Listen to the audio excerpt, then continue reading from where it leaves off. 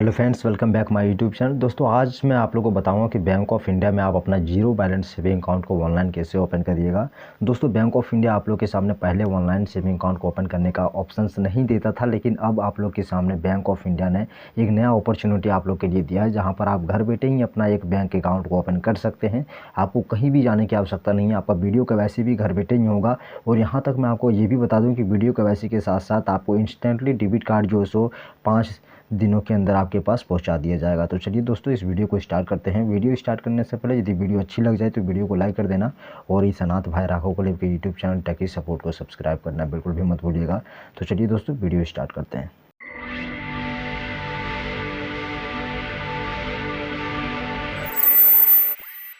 Bank of India में आप यदि अपना अकाउंट को ओपन करना चाहते हैं तो आप सबसे पहले अपने क्रोम ब्राउज़र को ओपन कर दें। फ्रेंड्स, क्रोम ब्राउज़र को ओपन करने के बाद आपको यहाँ पे सबसे पहले आपको लिखना है BOI सेविंग अकाउंट। आप इतना लिख करके सिंपली क्या करिए, सर्च कर दीजिए, और बाकी बात आपको कुछ नहीं करना है। सर्च करने के बाद आप लोग के सामने एक नया इंटरफेस ओपन होगा, जहां पर आप लोग के सामने कह रहा है ओपन ये saving account online and know its benefit. आपको इस पर क्लिक कर देनी है। यानी कि पहला जो URL आ रहा है उस पर क्लिक करने के बाद आप लोग के सामने जो है सो एक नया ऑप्शन आएगा, जहाँ पर आपको इसके ऑफिशियल वेबसाइट पर आपको पहुँचा दिया जाएगा।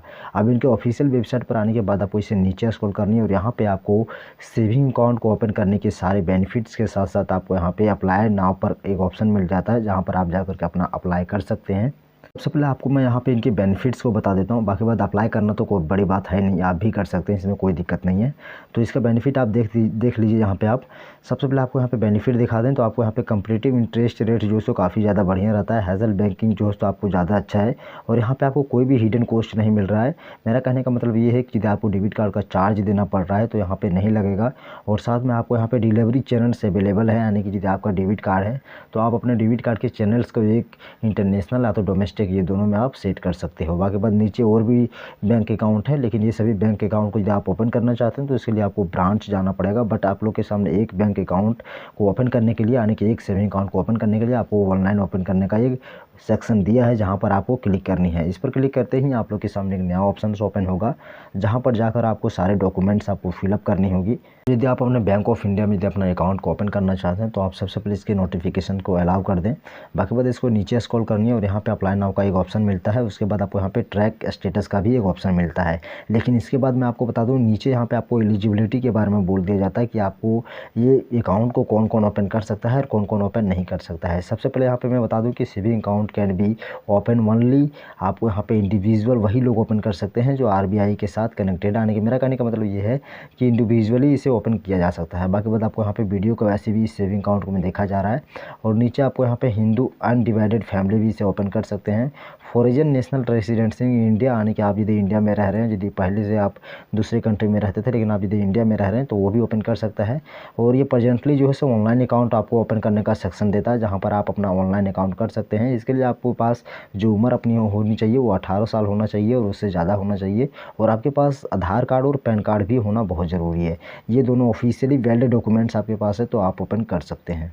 उसके बाद इसके नीचे बहुत सारे बेनिफिट्स आपको यहाँ पे बगल में आपको देखने को मिल जाते हैं। सबसे पहले फीचर्स भी देख लेते हैं। बाकी बाद उसके बाद आपको मैं बता दूं कि उसके बाद अप्लाई करके देखेंगे कि आखिर अकाउंट को कैसे ओपन किया जाता है। देखिए, फीचर्स में सबसे पहले आपको यहाँ पे साफ कह रहा है कि आपको जो यहाँ पे आपको अपने अकाउंट में जो बैलेंस रखनी है वो 500 रुपये आपको अपने अकाउंट में रखना ही है।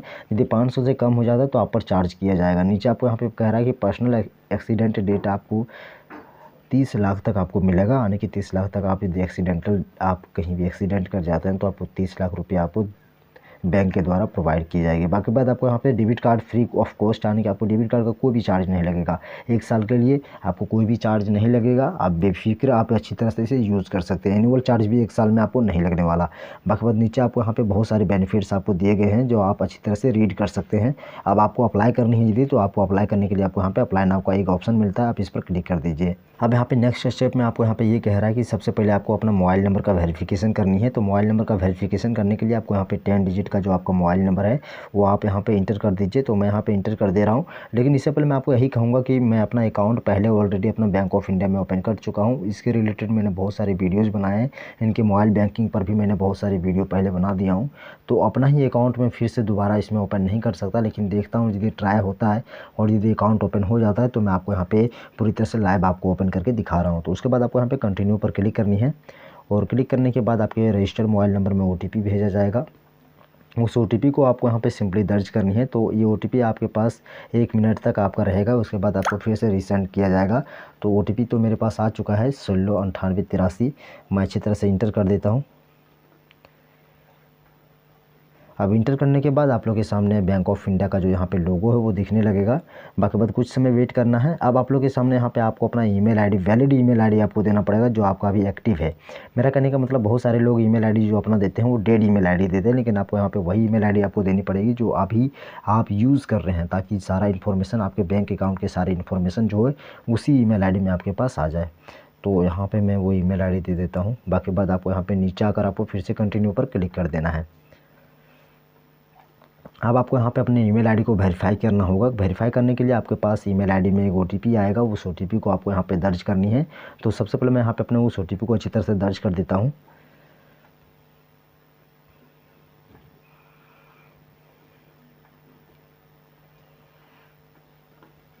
यहाँ पे मेरे पास OTP आ चुका है बैंक ऑफ इंडिया का। तो सबसे पहले इस OTP को मैं यहाँ पे कॉपी करता हूँ। कॉपी करने के लिए इसे ओपन किया। यहाँ पे ओपन करने के बाद यहाँ पे 159014 यहाँ पे इस OTP को यहाँ पर आकर मैं सिंपली क्या करता हूँ, इंटर कर देता हूँ। हालांकि मेरा फ़ोन जो है स्लो चल रहा है, क्योंकि काफ़ी ज़्यादा डेटाज़ वगैरह मैंने यहाँ पे इंटर कर रखा है अपने मोबाइल फ़ोन में, तो इसलिए दिक्कत हो रहा है। तो मैं समझ सकता हूँ आप लोग की परेशानी, क्योंकि देखिए होता क्या है कि अब यहाँ पे मेरा ज़्यादा दिक्कत करेगा। क्यों पता है? क्योंकि मैंने यहाँ पे यदि उस पैन कार्ड को इंटर किया जो मेरा बैंक अकाउंट के साथ लिंक है, तो यहीं पे मेरा ये क्लोज़ हो जाएगा, फिर ये एप्लीकेशन मेरा बढ़ेगा ही नहीं। सबसे बड़ी बात यहाँ पे आप समझिए, यहाँ पे मैं अपना पैन कार्ड नंबर यदि दे देता हूँ तो ये जो मैं भी यहाँ पे फॉर्म फिलअप करके आपको मैं दिखा रहा हूँ, ये फॉर्म फिलअप कर नहीं पाऊँगा। बाकी यदि आपके पास यदि पैन कार्ड नहीं है तो यहाँ पे आपको जनरेट इंस्टेंट पैन कार्ड का एक ऑप्शन मिलता है, जिस पर क्लिक करके आप अभी तुरंत आप इंस्टेंटली आप अपने पैन कार्ड को आप जनरेट कर सकते हो। बाकी बात कुछ समय के बाद आप उसी नंबर से आप एक नया पैन कार्ड को आप बनवा लोगे, इसमें कोई दिक्कत नहीं है। तो मेरे पास हालांकि पैन कार्ड है, तो मैं यहाँ पे पैन कार्ड को अच्छी तरह से इंटर कर देता हूँ। पैन कार्ड तो मैंने अच्छी तरह से इंटर कर दिया है। अब इसे मैं कंटिन्यू करता हूँ। कंटिन्यू करने के बाद फिर मैं देखता हूँ कि ये प्रोसेस जो है सो मेरा आगे बढ़ रहा है या नहीं। तो हालांकि ये प्रोसेस जो है सो कंप्लीट बढ़ गया। मुझे तो डर लग रहा था कि ये बढ़ेगा कि नहीं, क्योंकि मेरा अकाउंट तो ऑलरेडी इसमें पहले से मौजूद है। तो यहाँ पे मैं अपना आधार कार्ड नंबर देता हूँ पहले, क्योंकि अब नेक्स्ट आपको यहाँ पे कह रहा है कि अपना आधार कार्ड का जो वेरिफिकेशन है वो KYC के तौर पर आपको करनी पड़ेगी। तो यहाँ पर आपको अपना आधार नंबर देनी पड़ेगी। तो यहाँ पर मैं अपना आधार नंबर दे रहा हूँ 8290। बाकी बाद मैंने यहाँ पे अपना आधार नंबर अच्छी तरह से इंटर कर दिया है। तो एक बार चेक कर लेता हूँ कि क्या है, गलत है या सही है।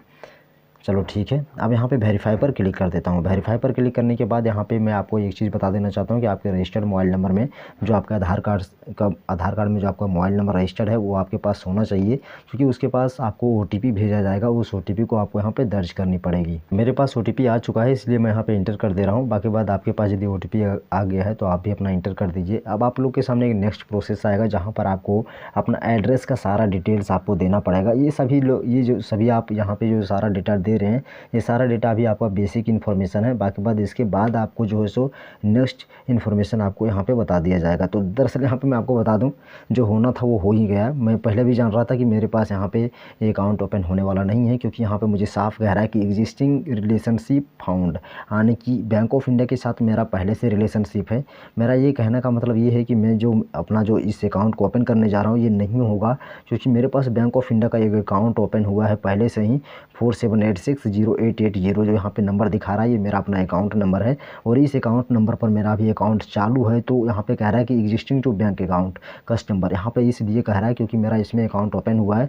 तो यदि आप लोग अपना अकाउंट को ओपन करना चाहते हैं फ्रेंड्स, तो इस जगह पर आकर के आप इजीली कर सकते हैं। मैं आपको गारंटी देता हूँ, दावा देता हूँ कि आप इजीली अकाउंट ओपन कर सकते हैं। आपको कहीं भी जाने की आवश्यकता नहीं पड़ेगी।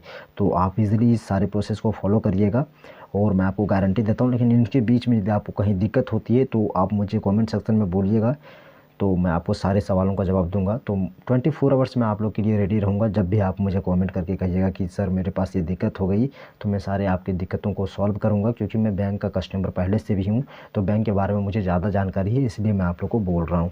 तो आपको जो भी दिक्कत होती है तो आप मुझे कॉमेंट सेक्शन में मुझे ज़रूर पूछिएगा, मैं आपको सारे सवालों का जवाब दूँगा।